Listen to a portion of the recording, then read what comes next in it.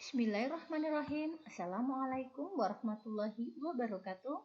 Berjumpa lagi dengan saya Supiani dalam Diklat Online Guru Juara menulis artikel untuk majalah. Pertemuan kita pada kali ini adalah pertemuan yang kedua. Di sini sebelum kita masuk ke pertemuan kedua, kita akan sedikit memberikan sebuah motivasi, yaitu Anda tidak akan berhasil menjadi pribadi baru bila Anda berkeras untuk mempertahankan cara-cara lama Anda. Anda akan disebut baru hanya bila cara-cara Anda baru. Jadi, kalau Bapak Ibu ingin berubah, ingin menjadi pribadi yang lebih baik, kita harus gunakan cara-cara yang baru. Oke, kali ini kita akan membahas di pertemuan 2 itu mengenai langkah-langkah perencanaan membuat sebuah artikel. Jadi, untuk membuat artikel ada langkah-langkahnya, yaitu di tahap awal, ada 5 tahapan nih. Di tahap awal itu kita harus mempersiapkan yang pertama, menyeleksi subjek yang akan menarik perhatian pembaca. Kira-kira kita cari apa sih yang kira-kira yang saat ini lagi hits, yang lagi disukai oleh pembaca. Lihat juga siapa sih yang menjadi target sasaran kita. Oke, kemudian setelah kita tahu subjeknya apa, kita kemudian akan mengumpulkan materi dari berbagai sumber. Bisa itu informasi, data-data, dan lain sebagainya. Kemudian kita memastikan jenis artikel apa yang akan kita liput. Apakah jenis deskripsi, narasi, eksposisi, atau argumentasi. Sudah kita pastikan otomatis akan ada sedikit perubahan dalam membuat membuat dari jenis tulisannya akan berbeda cara penulisannya. Kemudian materi apa yang akan dicakupnya. Kemudian membuat pokok-pokok utama subjeknya. Jadi kalau sudah materinya sudah dapat, dan jenisnya sudah tahu, kita buat pokok-pokoknya atau kerangkanya. Oke, kemudian kita akan masuk ke tahap kedua, yaitu membuat kerangka artikel. Membuat kerangka artikel ini akan membantu kita untuk memudahkan kita dalam menulis. Jadi, kerangka membuat penulisan menjadi mudah dan lebih menyenangkan serta mengurangi perlunya penulisan kembali. Kemudian susunannya, kalau sudah ada kerangkanya, susunan juga akan lebih lebih teratur, lebih runut seperti itu. Jadi, sebuah kerangka tulisan memiliki judul utama, kemudian subjudul, dan mungkin bisa juga dengan judul-judul kecil, subjudul kecil lainnya. Jadi supaya tulisan kita lebih terarah, kemudian nanti gini, fungsinya adanya kerangka artikel ini kalau saat kita misalnya lagi nulis nih, kebetulan terputus.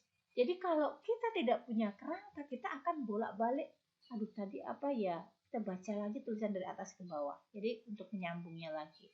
Tapi kalau kita sudah punya kerangka, kita sudah tahu, oh tadi saya sudah sampai sini nih. Nah seperti itu akan memudahkan kita banget. Oke, kita lanjut. Yang ketiga, yaitu mengumpulkan ide. Bagaimana kita akan mengumpulkan ide untuk membuat sebuah tulisan? Yang pertama, kita mungkin harus bisa menganalisis jenis majalah yang akan kita datangi. Jadi kita mungkin yang akan menjadi target atau target kita kirimkan artikel kita gitu. Jadi mungkin pertama kali kita harus menganalisis majalah apa yang kita sukai, karena dari di situ kita akan mempertimbangkan bagaimana cara penulisan dari sana, kemudian isi majalahnya itu apa, jadi gaya penulisannya bagaimana. Jadi Anda mungkin bisa memilih 3 terbitan mungkin. Dari situ kan kelihatan, oh gaya penulisannya seperti ini, permulaannya ini, ditutup dengan ini atau seperti itu. Jadi itu kalau kita yang apa. Tapi kalau misalnya target sasaran kita bukan majalah yang biasa menjadi langganan kita, mungkin kita bisa lihat bagaimana sih majalah yang akan kita jadi target sasaran kita kirimi artikel kita tuh. Jadi kemudian pikirkan tren atau topik terkini yang sedang dibicarakan oleh Anda dan teman-teman Anda. Jadi bisa saja dari perbincangan-perbincangan kita dengan rekan sejawat bisa menjadi sebuah topik atau sebuah ide untuk membuat sebuah tulisan. Kemudian yang ketiga mungkin ketahui kalau kita ingin menjadi penulis, kita harus bisa mengetahui agenda kegiatan yang ada di tempat kita. Kalau mungkin target sasaran kita adalah majalah guru, maka kita harus tahu agenda-agenda dari guru dan mungkin PGRI atau dinas pendidikan, seperti itu. Jadi supaya kita selalu update, dapat informasi terbaru dan bisa mencari ide apa yang mau kita tuliskan. Kemudian cari tahu artikel yang sudah dipublikasikan oleh reporter lain.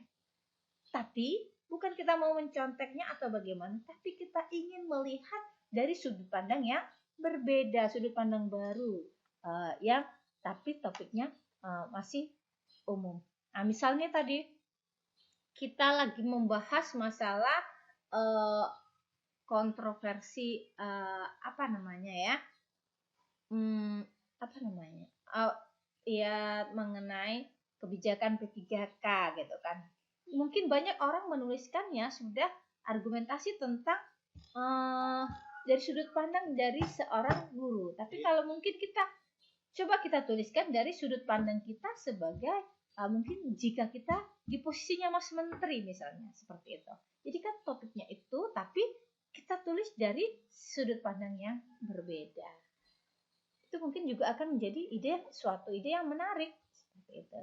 Jadi baik Bapak Ibu, itu saja dalam pertemuan 2 kita kali ini. Saya akhiri, wabillahi taufiq wal hidayah. Assalamualaikum warahmatullahi wabarakatuh.